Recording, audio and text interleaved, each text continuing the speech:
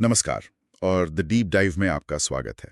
नमस्कार। आज हमारे पास जो सामग्री है वो असम के इतिहास के एक ऐसे अध्याय से जुड़ी है जिसके बारे में बहुत कम बात होती है। 1983 का नेल्ली नरसंहार। हाँ। हमारे पास कुछ लेख हैं, कुछ शोध पत्र हैं और आज हमारी कोशिश इसकी तह तक जाने की होगी कि आखिर कुछ ही घंटों के भीतर हजारों लोगों की इतनी बेरहमी से हत्या क्यों कर दी गई। और इससे भी बड़ा सवाल कि हम एक देश के तौर पर इसे लगभग भूल कैसे गए। सही बात है। और ये सिर्फ एक पुरानी दुखद घटना को याद करना नहीं है। नहीं। ये समझने की कोशिश है कि नागरिकता, पहचान और जमीन से जुड़े सवाल जब राजनीतिक हथियार बन जाते हैं तो उनका अंजाम कितना भयानक हो सकता है। नेल्ली की कहानी आज भी उतनी ही प्रासंगिक है, खासकर जब हम असम में एनआरसी और नागरिकता की बहसें देखते हैं। बिल्कुल। इसकी जड़ें बहुत गहरी हैं। तो चलिए शुरू से शुरू करते हैं। तारीख थी 18 फरवरी 1983। जगह मध्य असम का नेल्ली इलाका, जिसमें मतलब नेल्ली, बोरबारी, अलीसिंगा जैसे कई गांव आते थे। और सिर्फ 6 घंटों के अंदर हाँ, सुबह 9 बजे से दोपहर 3 बजे के बीच 3000 से ज्यादा लोगों को मार दिया गया। सरकारी आंकड़ा तो खैर करीब 1800 बताता है। हाँ, लेकिन स्वतंत्र अनुमान कहीं ज्यादा है। और मरने वालों में ज्यादातर बंगाली मूल के मुसलमान थे, मर्द, औरतें, बच्चे। ये कोई अचानक भड़का दंगा तो बिल्कुल नहीं लगता। नहीं। 6 घंटे में इतनी बड़ी तबाही, ये कैसे मुमकिन हुआ? देखिए, ये समझने के लिए हमें थोड़ा पीछे जाना होगा उस समय के माहौल में। ये सब कुछ असम आंदोलन के चरम पर हुआ था। 1979 से 85 वाला? हाँ, वही। ये एक बहुत बड़ा और प्रभावशाली छात्र आंदोलन था जिसका नेतृत्व ऑल असम स्टूडेंट्स यूनियन यानी ASU कर रहा था। अच्छा। आंदोलन की मुख्य मांग थी विदेशियों की पहचान करना और उन्हें मतदाता सूची से हटाकर निर्वासित करना। और विदेशी से उनका मतलब मुख्य रूप से बांग्लादेश से आए प्रवासियों से था। बिल्कुल। उनका तर्क था कि इन अवैध प्रवासियों की वजह से असम की संस्कृति, भाषा और राजनीतिक अधिकार खतरे में हैं, तो माहौल में एक तरह का डर और गुस्सा वो भर दिया गया था। और 1983 में इसी माहौल में चुनाव कराने का फैसला किया गया। इसने तो आग में घी का काम किया होगा। पूरी तरह से। केंद्र सरकार ने 1983 में विधानसभा चुनाव कराने का फैसला किया, जबकि आंदोलन के नेता और कई संगठन इसका पूरी तरह से बहिष्कार कर रहे थे। क्यों? उनका मानना था कि जब तक मतदाता सूची से विदेशियों के नाम नहीं हटाए जाते, तब तक चुनाव का कोई मतलब नहीं है। उन्हें डर था कि अगर इन लोगों ने वोट दिया तो असम का राजनीतिक भविष्य हमेशा के लिए बदल जाएगा। और नेली के लोगों ने वोट देने का फैसला किया? हाँ, नेली और आसपास के इलाकों में रहने वाले बंगाली मुसलमानों ने मतदान में हिस्सा लेने का फैसला किया, जिसे कई स्थानीय समूहों ने एक तरह की अवज्ञा के रूप में देखा। तो एक राजनीतिक फैसला वो जमीनी स्तर पर दुश्मनी का कारण बन गया। हमारे स्रोतों में जिस तरह से हिंसा का जिक्र है वो बेहद चौंकाने वाला है।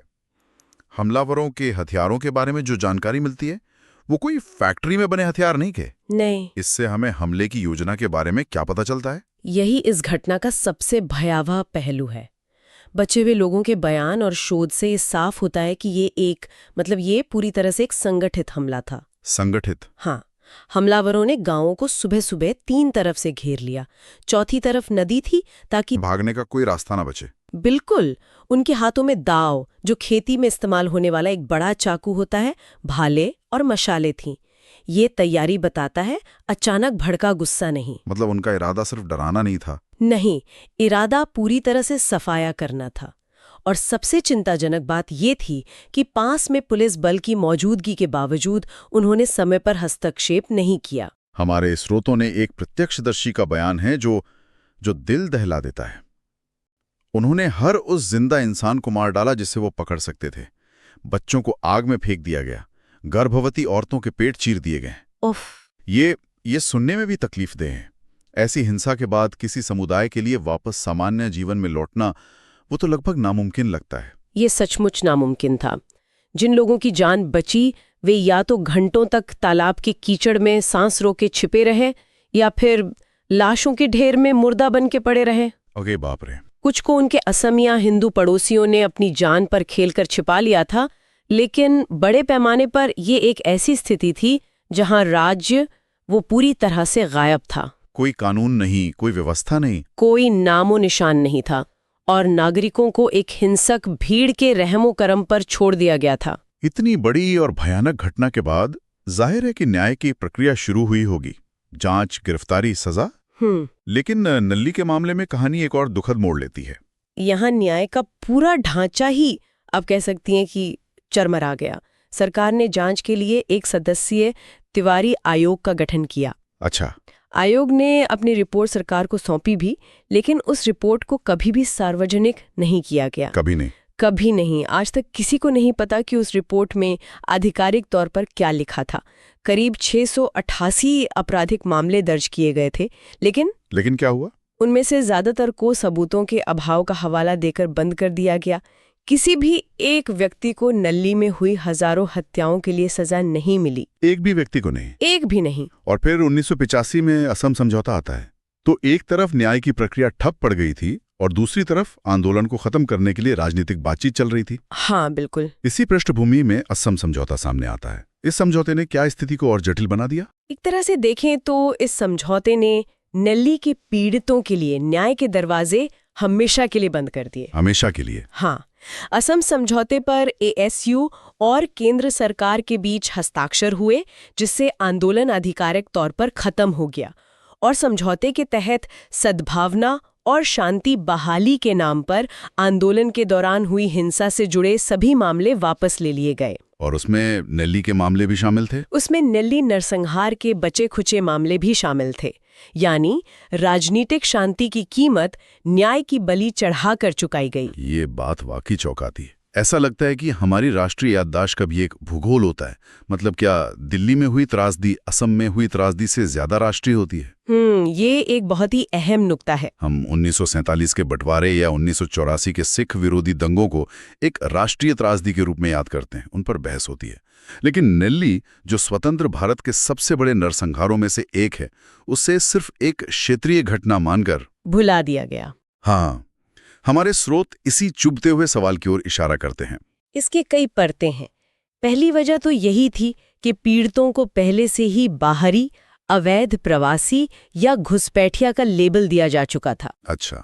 जब आप किसी समुदाय को अमानवीय बना देते हैं तो उनके दुख और उनकी त्रासदी को नजरअंदाज करना आसान हो जाता है। सही बात है। दूसरी वजह ये थी कि नल्ली की सच्चाई को स्वीकार करने का मतलब होता राज्य की भयानक विफलता को स्वीकार करना और साथ ही असम आंदोलन के उस स्वरूप पर सवाल उठाना जिसे कई लोग एक जायज सांस्कृतिक और राजनीतिक लड़ाई मानते थे। तो ये एक असुविधाजनक सच था। हाँ, एक ऐसा सच जिसे हर कोई भुलाना चाहता था। तो ये एक तरह की सामूहिक विस्मृति थी जिसे राजनीतिक सहमति हासिल थी। हाँ, और ये विस्मृति खतरनाक है क्योंकि जिन मुद्दों ने नल्ली को जन्म दिया वो कभी खत्म ही नहीं हुए। वो बस अपना रूप बदलते रहे। बिल्कुल। और यहीं से नल्ली की कहानी सीधे तौर पर आज के असम से जुड़ती है। आप एनआरसी यानी राष्ट्रीय नागरिक रजिस्टर की बात करें। हाँ।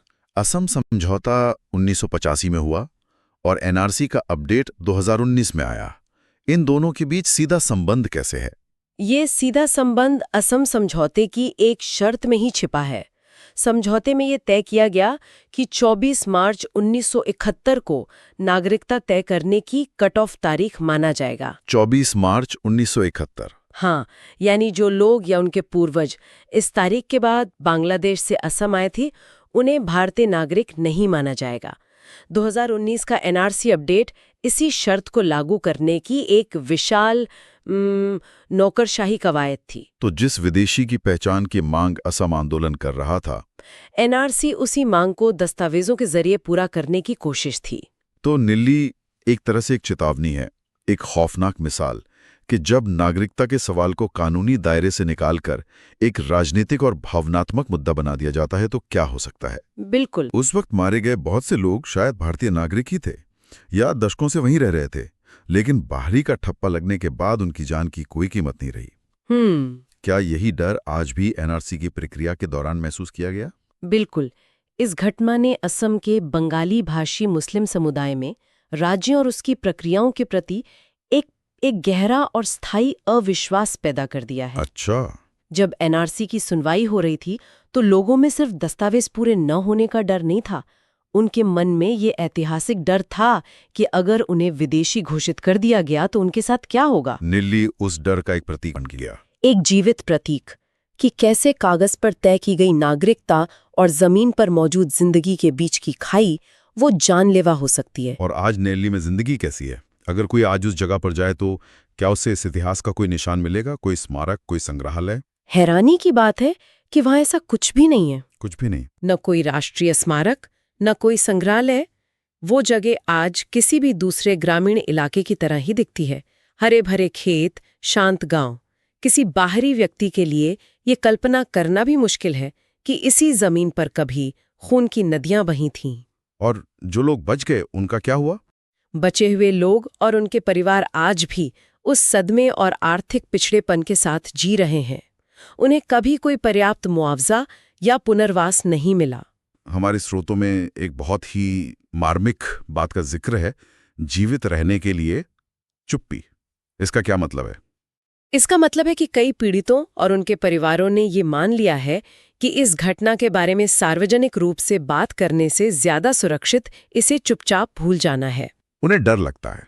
हाँ, उन्हें डर है कि इस बारे में बात करने से पुराने जख्म हरे होंगे, सामाजिक तनाव बढ़ेगा या उन पर फिर से कोई राजनीतिक लेबल लगा दिया जाएगा।